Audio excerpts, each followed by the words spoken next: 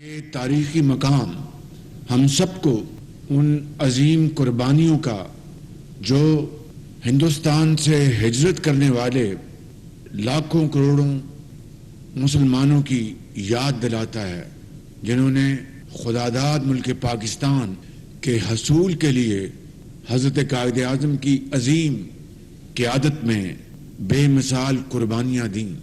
میں کہنا یہ چاہتا ہوں کہ یہ منصوبہ جس نے پوری دنیا کو قیام پاکستان کی تاریخ بتانی تھی، مختلف ایلیمنٹس کے حوالوں سے، چاہے وہ مونومنٹ ہے یا لائبریری ہے یا وہ تصویریں اس زمانے میں بیل پر لوگ چل رہے ہیں، پیدل آ رہے ہیں، سائیکلوں پہ آ رہے ہیں، اپنے گھروں کو تالے لگائے اس امید کو آنکھوں میں بسایا، خواب کو آنکھوں میں بسایا کہ پاکستان جائیں گے، فرنگی اور ہندو سے نجات ملے گی اور انصاف، محنت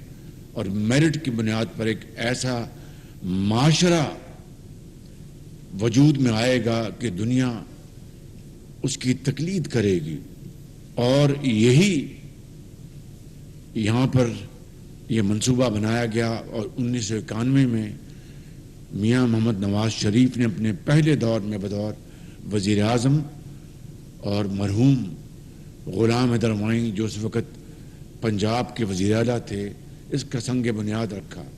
اس کے بعد ریسٹ از ہسٹری۔ 93 میں حکومت چلی گئی، پھر 97 میں دوبارہ مسلم لیگ نون کا دور آیا تو میں نے یہاں پر آ کے اس سنگ بنیاد کو ہم نے آگے بڑھانے کے لیے تیزی سے کام شروع کیا۔ پھر اکتوبر 99 آ گیا اور ریسٹ از ہسٹری۔ پھر 2008 میں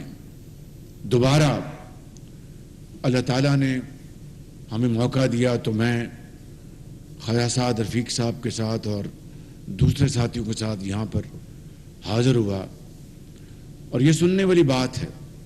2008 میں مرحوم جنرل مشرف کے دور میں پنجاب حکومت نے یہ کانٹریکٹ ایوارڈ کیا، تقریباً 2-2.5 ارب روپے اس کا تخمینہ تھا، اور انہوں نے جنرل مشرف کی خواہش پر یہ پنجاب حکومت نے کانٹریکٹ ایوارڈ کر دیا۔ جب یہاں پر ہم آئے 2008 میں تو یہاں پہ یہ لوہا اور سیمنٹ کا ایک جگہ بنی، ابھی تک کھنڈرات اس وقت بھی تھے اور آج بھی کھنڈرات ہیں۔ آپ ضرور سوال کریں گے کہ بھائی شہباز شریف پر آپ کہاں تھے؟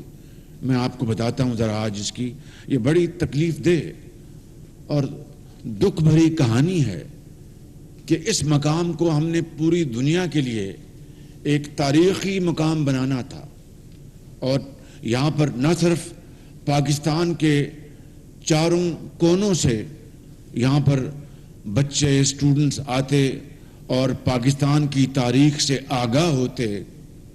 یہاں پر آ کے تصویری وہ جس طرح خبر نامہ ہوتا ہے اس طرح یہاں پر لائبریری، یہاں پر تمام چیزیں تصویریں لگی ہوتی، مونومنٹ ہوتا، اس کے اوپر مختلف وہاں پر ہر چیز لکھی ہوتی، دنیا سے یہاں پر جو لوگ آتے وہاں پر آتے۔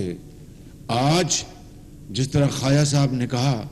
کہ 110 کروڑ روپے اس غریب ملک کے دفن ہو چکے ہیں اور وہ کھنڈرات وہیں کے وہیں ہیں۔